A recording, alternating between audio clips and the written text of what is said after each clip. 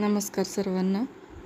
तर आपल्या आयुष्यात अशा काही गोष्टी असतात ज्या आपल्याला पुढे जाऊ देत नाहीत. तर अशा सवयी सोडल्या पाहिजेत. वायफळ खर्च करू नका. नको असलेल्या गोष्टी खरेदी करून पैसे वाया घालवू नका. ज्या गरजेच्या गोष्टी असतील त्याच घ्याव्यात.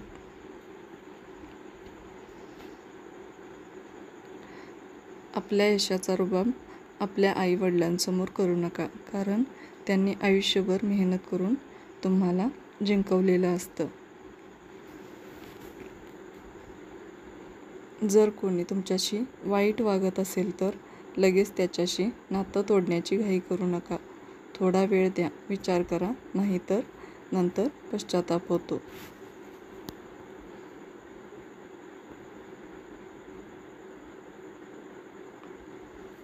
वाईट सवयी जडण्याचे सर्वात मोठे कारण म्हणजे आपली संगत.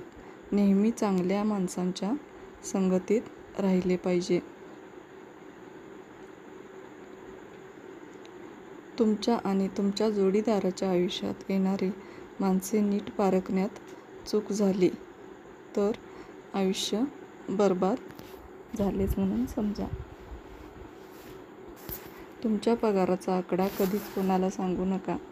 तुमच्या पगारावरून तुमची किंमत लोक ठरवतात, म्हणून आपण ही चूक करू नये. आर्थिकरित्या साक्षरपणा नाही तर कितीही पैसे आले तरी त्याची बचत आणि गुंतवणूक होणार नाही. परिणामी ही परिस्थिती आहे. रागात उचललेले पाऊल हे नेहमी चुकीच्या दिशेने घेऊन जाते. म्हणून नेहमी डोकं शांत ठेवा आणि मन स्थिर करा. तुमच्याकडे असणारे स्किल्स कधीही वाया घालवू नका. त्याचा योग्य तो मोबदला घ्या, कारण फुकट मिळालेल्या वस्तूंची किंमत कधीच नसते. सतत तक्रार करणे, रडणे बंद करा. ते कोणालाही आवडत नाही. तुमच्या अशा वागण्याचे तुम्ही नकारात्मक विचार करणारे ठरू शकता. आपल्याला सोडून गेलेल्या व्यक्तीचा जास्त काळ शोक करत बसू नका. जवळ आहे त्यांची काळजी घ्या.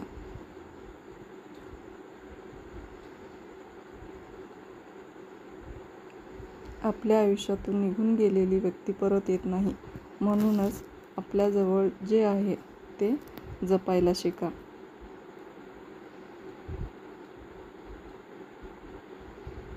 एखाद्यावर पटकन विश्वास टाकू नका.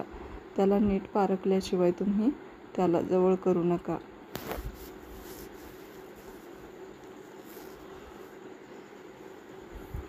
अंधविश्वास तुम्हाला अडचणीत आणू शकतो.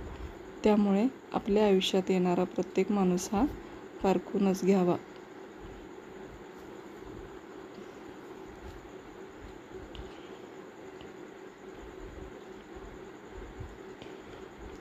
काम, क्रोध, लोभ, मोह, मत्सर हे माणसाचे शत्रू आहेत. यापासून स्वतःला कसे वाचवता येईल ते बघा. मूर्ख लोकांच्या नादी लागून आपला वेळ वाया घालवू नका.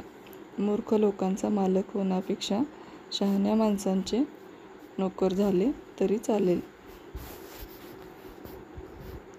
घरातील खाजगी गोष्टी कधीच कोणाला सांगू नका, नाहीतर लोक पाठीमागे तुमची मस्करी करतील, तसेच वेळप्रसंगी नावही ठेवतील.